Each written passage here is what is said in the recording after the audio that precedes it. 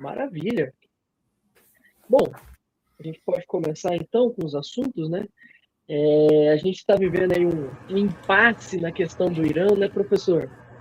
Sim. E a questão, ontem a gente escreveu um roteiro confiando que haveria abertura do Estreito de Hormuz, hoje o Irã já fechou de novo, porque então tá nesse impasse, a situação muda de uma hora para outra, né?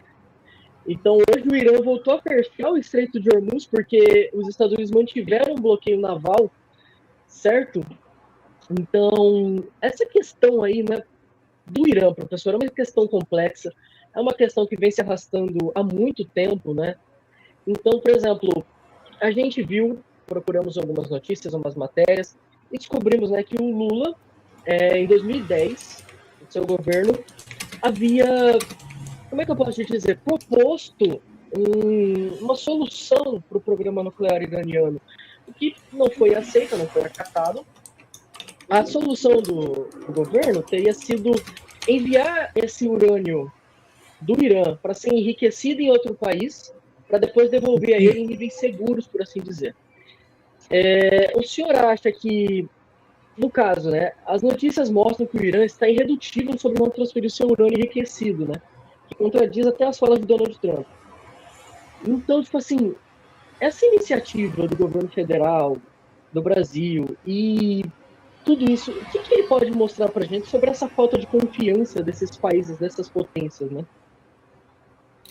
Bom, sobre o acordo de 2010, um acordo costurado pelo chanceler Amorim, Uhum. a partir de como vou dizer, de uma demanda do então presidente Barack Obama nos Estados Unidos.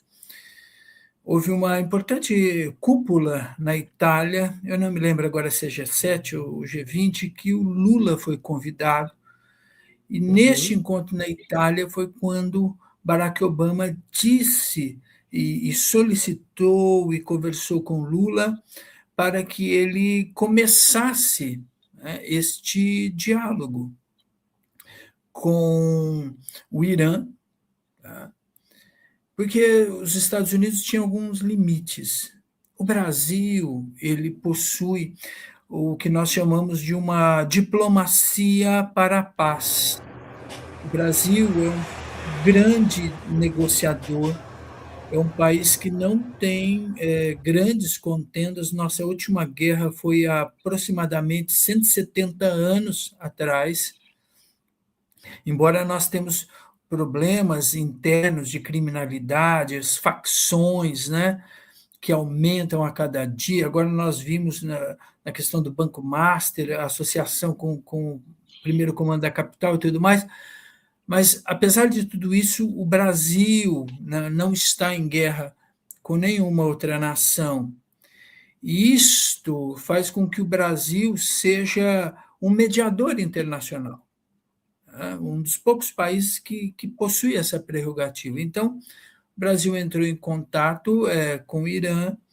Esse acordo foi costurado com o presidente Mahmoud Ahmadinejad, professor, presidente, ex-presidente do Irã, que morreu agora nos ataques. Tá?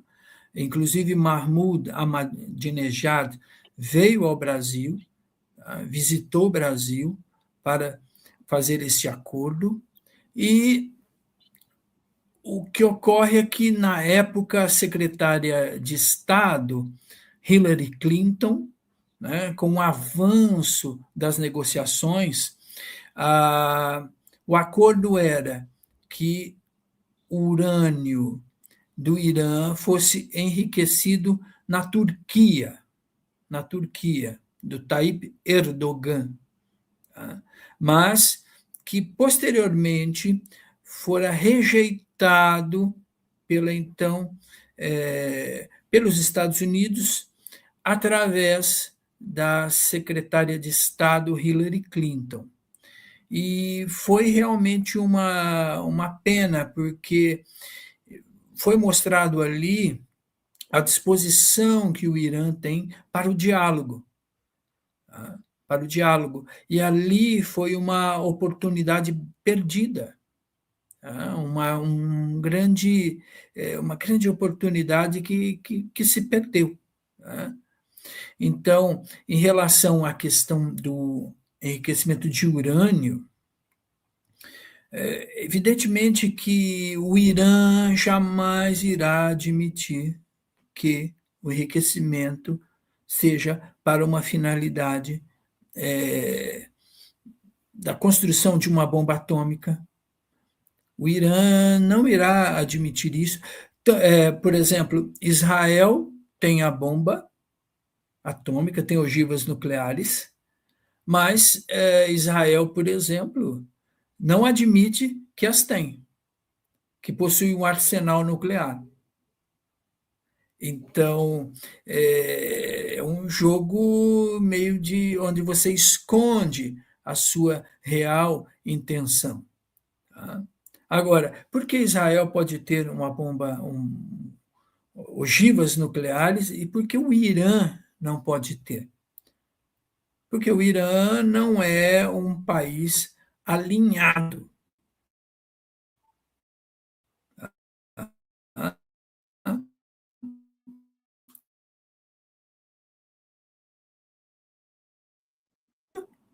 Professor? Se o Irã, vocês estão me Deu ouvindo? uma Vendo? travada. Tá. Agora estamos. Deu uma Tá. Se o travada na Irã ligação. deu travada agora, mas vocês me ouvem? Agora sim conseguimos ouvir. Ah, sim.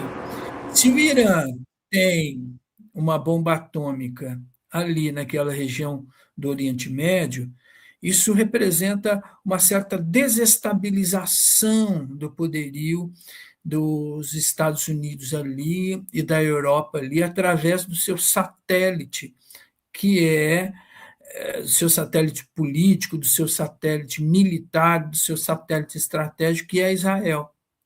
Então, se o Irã possui a bomba atômica, há uma desestabilização. E nós observamos agora a capacidade de reação do Irã, a capacidade de resistência, ao ponto em que nós estamos questionando agora, de fato, quem está vencendo essa guerra, quem está ganhando e quem está vencendo. E algumas vozes já dizem, os Estados Unidos não está ganhando. Então, talvez o Irã... eu até queria fazer uma pergunta sobre isso. Porque o Donald Trump, ele sempre declara vitória antecipada. Ele sempre... Eu não sei o que acontece na cabeça dele, mas enfim. Essa retórica de vitória antecipada do Donald Trump é uma estratégia de pressão comum? Ou estamos vendo uma desconexão perigosa entre a diplomacia pública? Ou, sei lá, algo vindo das estratégias do Donald Trump de negociação ou algo do tipo? Se vocês assistiram a um filme que concorreu ao Oscar, chamado The Apprentice, acho que essa é a citação, The Apprentice, O Aprendiz. O filme que está na Netflix concorreu ao Oscar agora, de 2025, há pouquíssimo tempo. Se vocês assistem o filme, eu assisti o filme, não li o livro, né? Vocês vão ver ali que ele passa uma lição, que é uma lição pessoal, onde ele afirma o seguinte: mesmo se você estiver perdendo, mesmo se você estiver sendo derrotado, você jamais deve admitir, sob qualquer hipótese, a derrota. Ainda que esteja ali, todo mundo esteja vendo, mas um sinônimo de força é você jamais admitir, é você negar que está por baixo, negar que está perdendo. Né? Então, nós observamos agora Trump ter algumas, por exemplo, havia um bloqueio, ele fez um outro bloqueio ali no Mar de Omã, ali para baixo ali da da Arábia Saudita, eu acho que o Mar Arábico, o Mar de Omã e o Mar Arábico, corrija se eu estiver enganado, e bloqueou por quê? Porque ele imaginava, e havia informações de que países como a Rússia, como a China, era permitida a passagem desses países, inclusive de navios iranianos. Né? Então, ele fez um bloqueio em cima do bloqueio. Né? A todo tempo, ele precisa desesperadamente de um acordo. Né? E como o Gabriel disse, fecharam novamente o estreito, por quê? Porque o Irã anunciou há poucos dias atrás que tinha aberto, que estava totalmente aberto, e ali no Golfo de Omã, no Mar de Omã ali, os Estados Unidos falaram, não, nós continuamos o bloqueio até que seja garantida os termos do acordo. E quais são esses termos do acordo? O Irã, olha, vejam só, enviar para os Estados Unidos todo o urânio enriquecido, e, em troca, os Estados Unidos liberaria 20 bilhões do Irã que está bloqueado, né? Que está bloqueado nas contas bancárias do Irã. Então, esses seriam os termos do acordo. Mas os Estados Unidos falou que ia liberar apenas 2 bilhões. Então, a disputa é essa, o acordo é esse, basicamente. Agora,